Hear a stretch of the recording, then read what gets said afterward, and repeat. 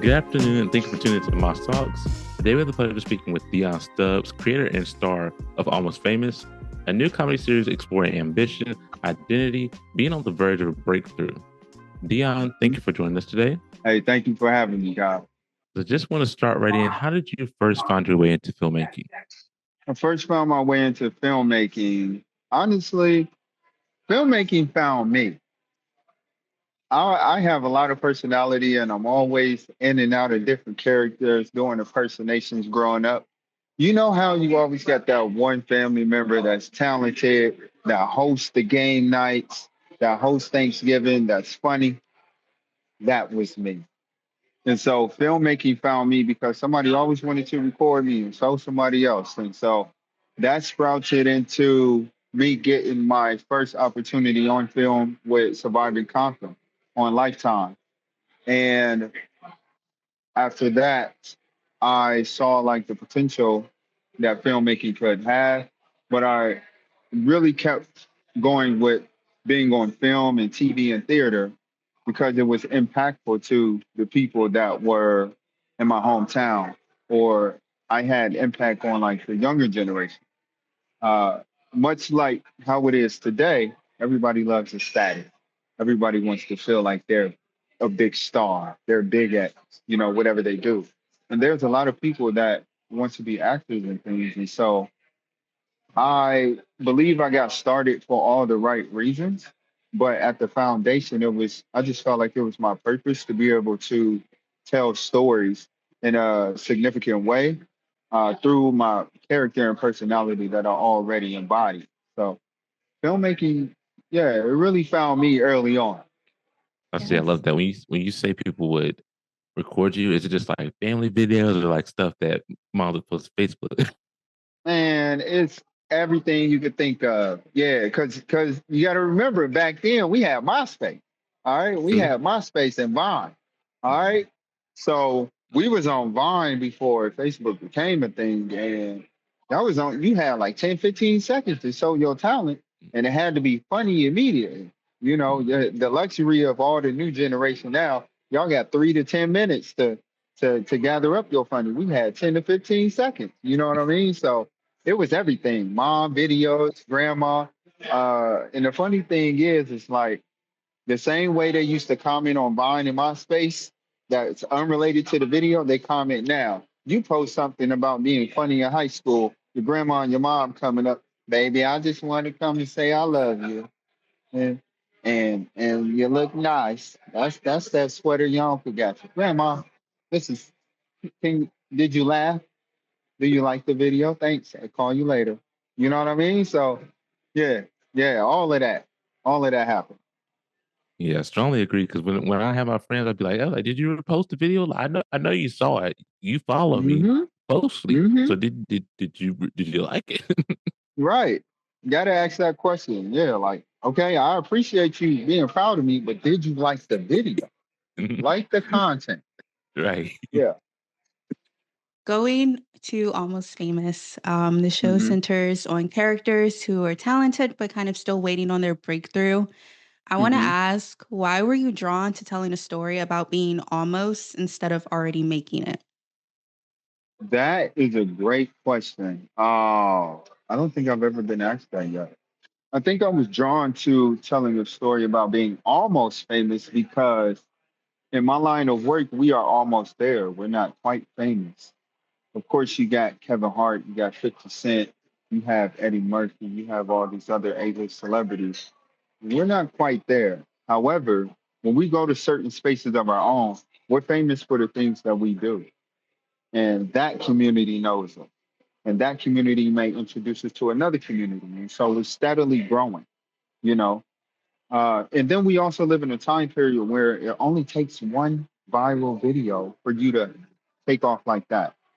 And so Almost Famous came up about as a revolving door that circled like my life. So almost Dion's Almost Famous is a comedic reenactment of all the experiences in my life. All the characters on the show, they play somebody that's still alive. And so they are interpreting my experiences I had with these people in a comedic way. At the core of it, my ex girlfriend at the time, she helped me come up with the name because I was thinking of, oh, I want to do something sweet. I want to do something dope. I want to bring back that new nostalgic 90s type of TV shows because they're canceling all of our TV shows and then they're taking them off the platforms. And I was like, well, I got to do something about it. I'm not at a Kevin Hart or 50 Cent status to where I can make a call and, bring them over to my network. So I wanted to just make my own. So that is where Almost Famous came in. It is like we're on the break and we're climbing that ladder to getting to the point to where the world knows us, but we're just not quite there to where everybody can say like Deon Stubbs represents an idea of acting, you know. Because when you think of acting, you think of I want to act like Denzel, Will Smith, Jamie Foxx, you know. We're almost there.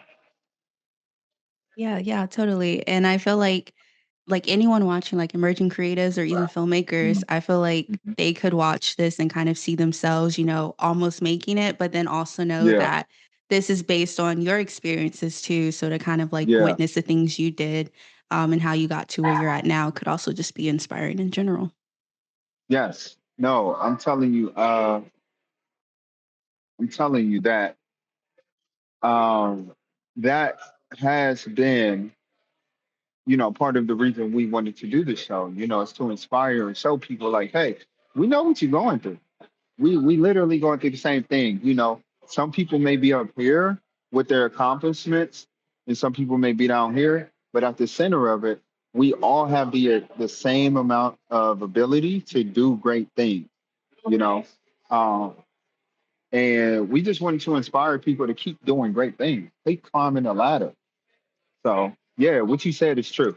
So, why was it important for you to build Almost Famous around a fully Black ensemble? And what does that representation mean?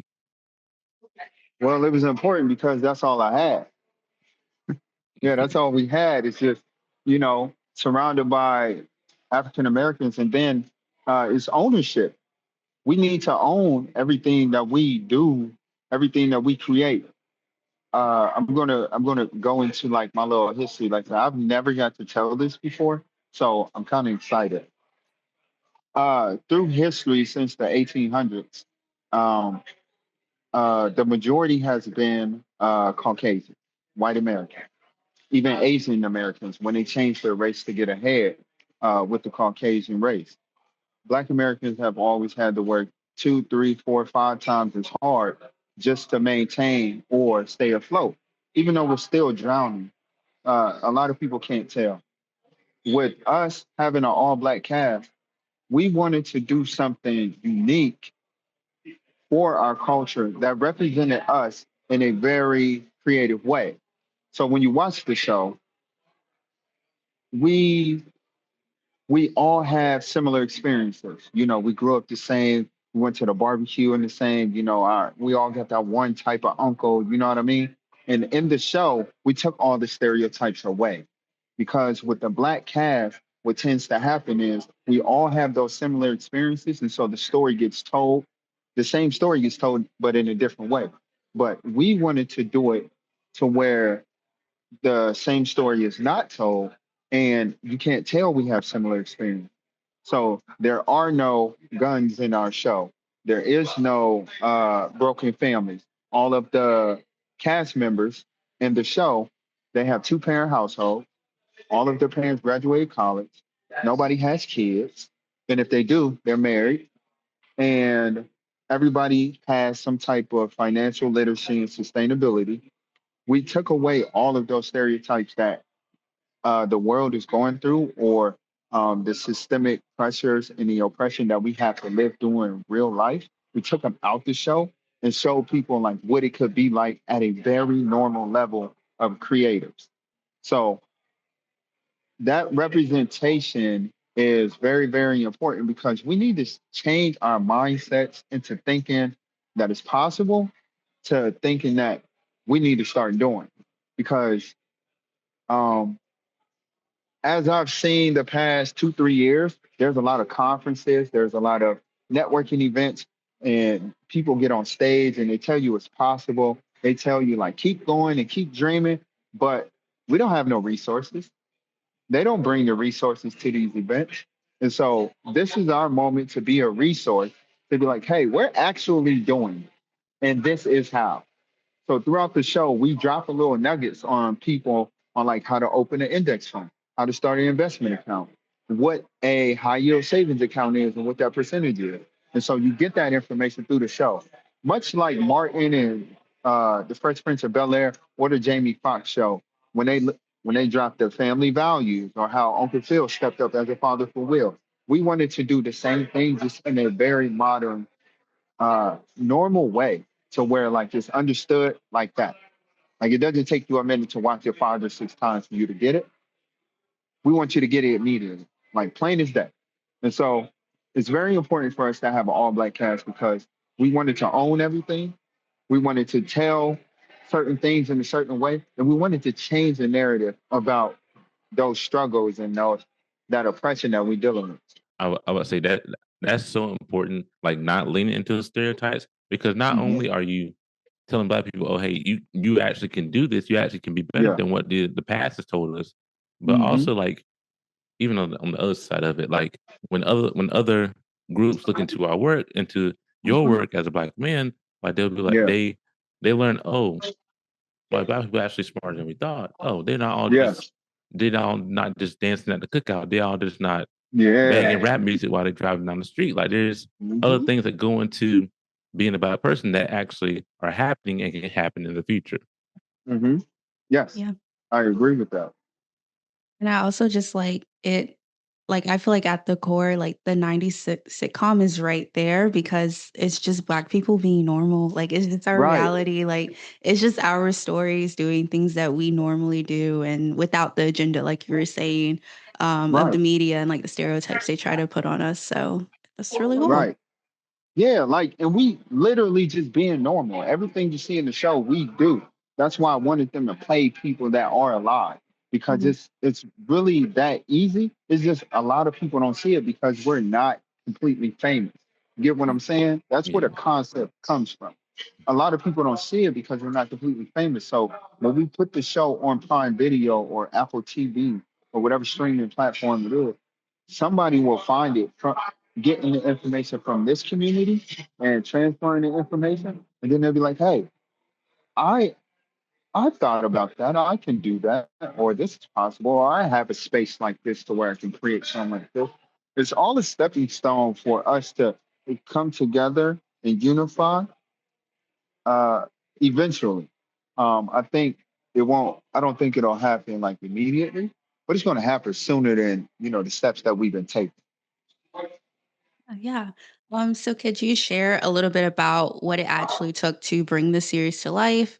If you want to touch on like funding, your casting, production, um, were there any hurdles behind the scenes as well? So I funded the show 100% by myself. I didn't have any capital. I didn't have any investors. I wanted it to be solely on me because in the past I've had attempts to create a film or do something in theater, and it didn't go well because I was working with people who didn't have the same drive as me. And what I've come to learn this year, my motto has been don't expect you from other people. And with that, it's like if I'm going to live by that, then I can't put that responsibility on other people. If I want to do something, I have to do it. And I'm not going to complain about it. So I did take the 50 Cent approach. And the 50 Cent approach is if you want it, you gotta do it. And you gotta do it to the best of your ability. And don't get distracted or none of that. So I did fund the show by myself. I wrote the show, created the show, marketed the show, licensed the show. I put the entire thing together by myself. And if I could film it and play all the characters, I probably would have done that too. But I love the cast. I'm glad I got the cast because I didn't want to play the girls role. But the hurdles that we dealt with, it was in I The amount of hurdles we had were unfathomable. We had two videographers drop out. We had a low staff. We had to keep changing food on set. Locations kept getting canceled. Um, the weather and the tech crew was probably the biggest hurdles because if you don't have a good tech crew that don't know what they're doing, you won't get the right shots. The sound won't sound up to par. And those things have to be in order when you're trying to sell the show to a Netflix or a Hulu or a Apple TV. And so those were some of the biggest hurdles. Personally, internally, the biggest hurdle was after each time I film a scene or an episode, I couldn't see what it looked like. I could just only tell what it felt like. And that was like my emotion with my logic because I was emotionally in the moment trying to make sure I gave it my all and make sure everybody felt comfortable enough to give it their all. But logically, I couldn't see it playing out to see how it looked on camera. So I had a lot of premeditated subconscious anxiety, if that makes sense. Mhm. But at the core of it, I just believed that it was going to come together. And by the grace of God, everything came together. And I couldn't be more happier with the results because it taught me a lot as a new up and coming director, producer. But it taught me a lot as a veteran actor into just believe in your skills, believe in your training, and believe in your ability to do because this is where God puts you for a reason. So, yeah, Yeah, that's amazing. Thank you for sharing. And I'm sure anyone who is listening or will read the story, like, will find genuine inspiration from that.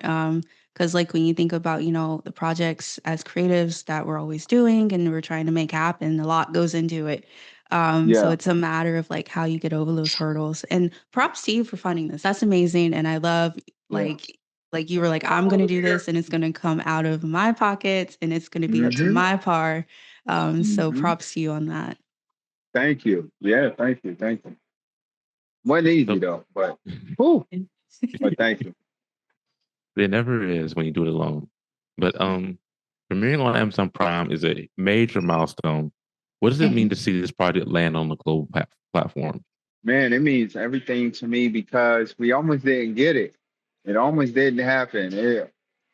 I shared this at my premiere party when we was doing the Q&A. I announced that it was on Amazon Prime before it was on Amazon Prime. I just I just knew, like I felt it in my entire body and soul that we were going to be on Prime. And then Prime switched up the process and how they communicate and allow indie filmmakers to pitch to them. And it was like, we're not doing this anymore. I can't take it back. I just put it on. I just put it out there. I can't take it back. Come on now. Somebody call me. I got 50, 20, $30 and get somebody to take a phone call.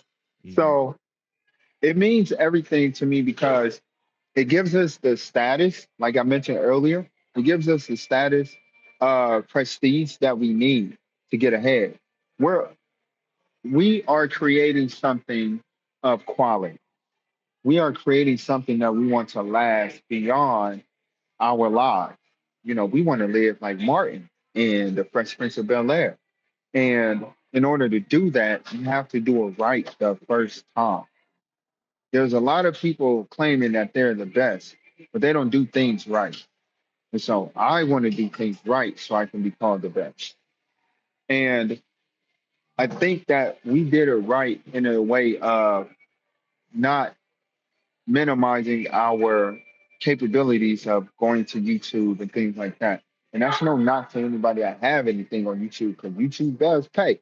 And people do get numbers on YouTube. But that just wasn't my goal, and I wasn't shying away from what I wanted.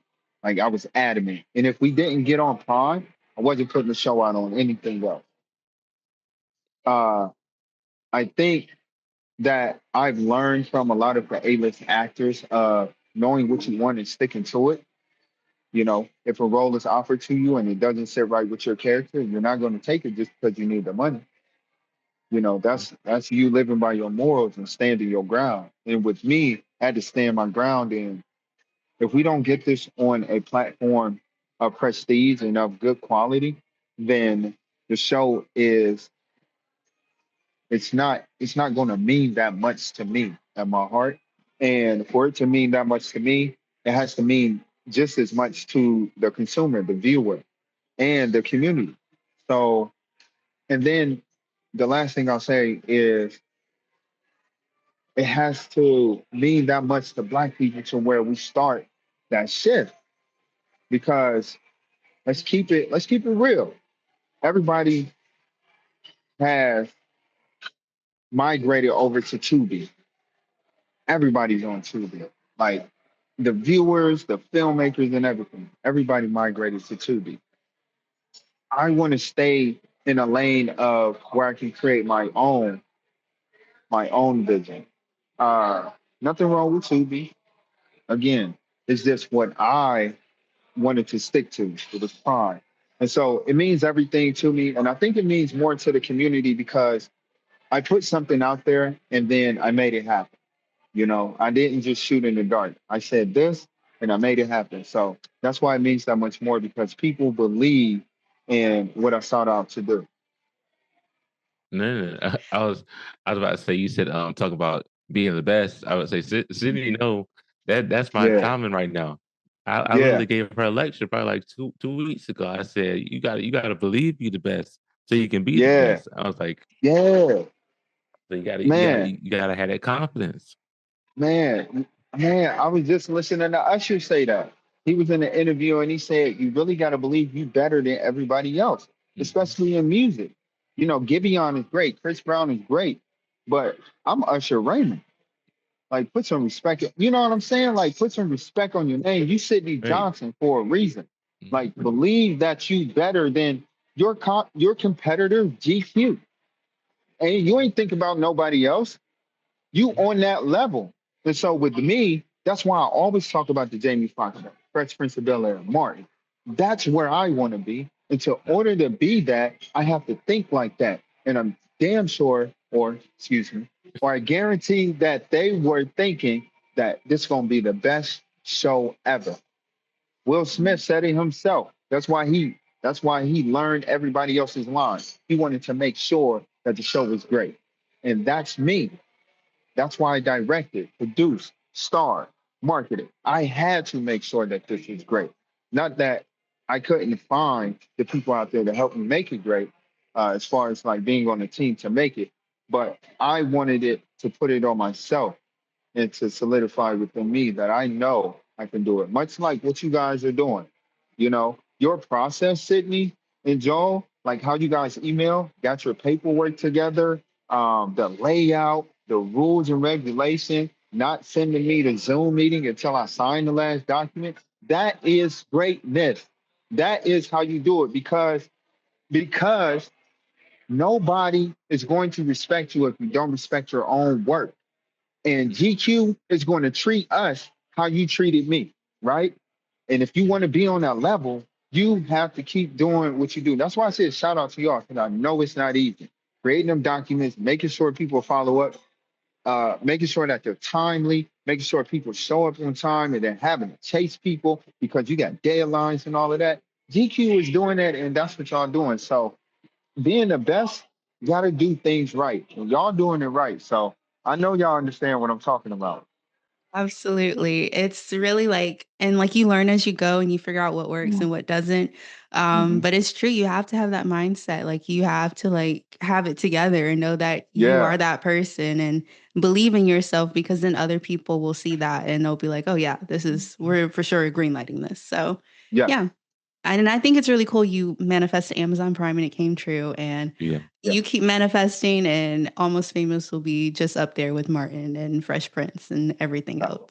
We'll have to I say almost no cannot wait. more. Yeah. Right. Right. All right. Hey. Our next. Hey. When we get there, the show gonna change to finally famous. Okay. Exactly. There you Yeah. go. Yep. I Yep. love it. I love it. So our final question, I just want to know, like, what do you hope viewers walk away with after watching the first season of Almost Famous? I hope viewers take away from the show that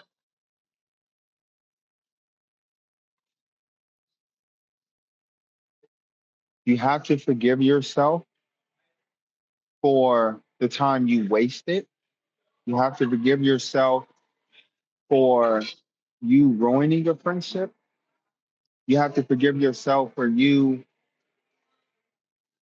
not taking the risk because as creatives, we have a lot of decisions to make, especially when it comes to finance. You have to wager and you have to rob Peter to pay Paul with your livelihood money to do this project that you're really passionate about. I know a lot of creatives that make payment arrangements so they can do this project. I've been in that position before where I took my rent money, my car money, or uh, school money or book money to travel, to go to this project, to do this project, to do the award show. And so, but we believe in something more than the eye can ever understand. You know, when you got heart for something, I think it's an unprecedented feeling that gives you so much solace and peace in your life. And that's why we do what we do. That's why we make those sacrifices. So I want people to take away from the show that you are able to forgive yourself while you are creating and that everything will work out the way that it's supposed to work out if you keep doing what you're supposed to do. And you have to listen to your mind just as much as you listen to your heart because things gonna get technical. You can't be emotional when you are creative. You have to be technical. If the numbers don't add up, they just don't add up. You can't force it and make it work. If you don't have the money, you don't have the money. Work with what you got. Work with what you can sustain. And I think those uh, the multitude of things that I just said will help you make it to the end of your project so that you can continue to go and influence and impact others. Yeah. Beautifully said. Like, Yeah, I feel like perfect. it really touches on the fact that if you have something on your heart, if you have a passion or a vision for yourself, it's there for a reason. So Yeah. trust in it and go towards it. Yes. No, for sure. Wholeheartedly. Mhm. So we're gonna go into a little more, I say, fun part of our segment. We have a segment Okay. called Quick Fire. Basically, we just ask a question, and the first thing that pops to your mind is gonna be your answer. Okay. Okay. So, favorite '90s sitcom, Jamie Foxx show. a creative you admire. Can I pick two? Yeah, All right. I'll do Jamie Foxx and 50 Cent. something on your watch list. Oh, what's on my watch list right now? I just finished The Bird with Kiki Palmer. I just finished that. What else is on my watch list? Oh, Lincoln Lawyer. Yep. Amen. Okay, I'll come Yep. back to that. But a song that feels like the soundtrack of your life right now. Ooh, right now. I've been talking a lot of stuff. So uh it's a trap song. Man, let me think. Let me think of something positive. Soundtrack. See, I'm all trapped. So hey, um dang, what is the song? It is I would say Will Smith and Friday, We'll Make It. mm, Yeah. Yeah, it's very motivational. It has like a great gospel melodic background. Yeah. a small everyday ritual you can't skip. More everyday ritual. Can't skip. Oh man. Hey, I never thought about this. Small everyday ritual. Other than eating, um, checking my to-do list. I need to check my list and see things I need to do. If I ain't cross it off, I need to get back to work. I like I like how Yep. after eating you can't Yeah, yeah. I mean, hey, sometimes you forget to eat. Now it's like It on the is list. true. Oh, I ain't eat that. Yeah. Like, why he cranky on set? I ain't ate yet. Yeah, yeah, exactly. Yeah, exactly. It happened. Right. So going back to the Jamie Foxx show, was there a part of it that you loved the most, or was it just Jamie? Man, this Jamie Foxx, man. Eric Bishop, aka Jamie Foxx. Hmm. He Man, Jamie Foxx, a very talented man. Like I feel like I would work very, very well with Jamie Foxx. Um the Yeah, it's just Jamie Foxx, man. He made the show every moment, even his characters he played. Tyrone Coppola, the news reporter. I'm Tyrone Coppola. It's all good. Yeah, even him. Every character he played is just great. I mean, and it looked effortless. It looked effortless. Just like how I am, it looked like that's how he is every day. It's like, yeah, it's just Jamie Foxx made it, man. So he's been a huge inspiration over the years. So your other question you answered was something on your watch list. You said Lincoln Lawyer. So how Lincoln far are Lawyer. you are into Lincoln Lawyer? I haven't even started the new one. I've I do. seen the old one. I've seen the old one with Matthew McConaughey. Oh yeah. I have not started the new one um, on Netflix, but it's on my watch list to start. Actually, today, 'cause I just finished The Bird, so hopefully I'll get to it tonight. But I heard it's good. It has a great story, and I'm glad they made it. It's a series, right? It's not a movie. You know Yeah. what I'm saying? Yeah, so I'm glad they made it a series, and they got some talented people on the cast too. So I'm excited to see it. I'll say yeah. You're definitely in for a treat. Have you ever seen Suits? Look, I didn't watch Suits the whole way through. Harvey Specter needs to be a real person, okay? Gabriel Hmm. Maddox, or Hmm. however you say his last name, he need to be a lawyer in real life, okay? Hmm. Or Mike need to be a lawyer in real life because man, I was Harvey. Harvey was like Ghost in Power. There's so many Hmm. times he should have went to jail and he didn't. Yeah. So Hmm. many That's times true. he should have went to yeah. See, like I think he's in like a movie, like he's like he's on a Navy ship or something. Like he's in the Navy, and I look at the Uh-huh. movie, or I see him in other parts. I'm like, that ain't him. That ain't That Harvey. ain't him. That ain't him, man. He played the part way too good. Exactly. I'd be like, and now I feel like if I should walk into a law firm, there should be a guy that look exactly like him somewhere. If Exactly. he ain't there, he need to be in the court. And if he not there, I can't work there. Exactly. I you can't take my case or I I can't can't work trust there. this firm. Yeah, I can't trust it. Yeah. Suits is amazing, man. Did y'all see the other one, Suits LA? I have not. It was horrible. You don't want to see it. One season, it was done. Yeah, I don't think they even finished the case there. It was so upsetting. Well, I'm glad you told me that because yeah, I Yeah, watched Suits through. So yeah, that's all I yeah. needed. But all right, well, I'm gonna wrap it up. Thank you so much, Deon, for joining us. Really, really appreciate you. It's been amazing, man. Like seriously, it's been amazing. Got a lot of great sound bites. Appreciate it. Just not even gonna lie, got a lot of great sound bites. But Oh, that's please go good. check out his show, Almost Famous, on Amazon Prime, and please support him on all platforms. Pretty sure it's on TikTok, Instagram, anything you can name. So yeah, please Yep. support and watch the show.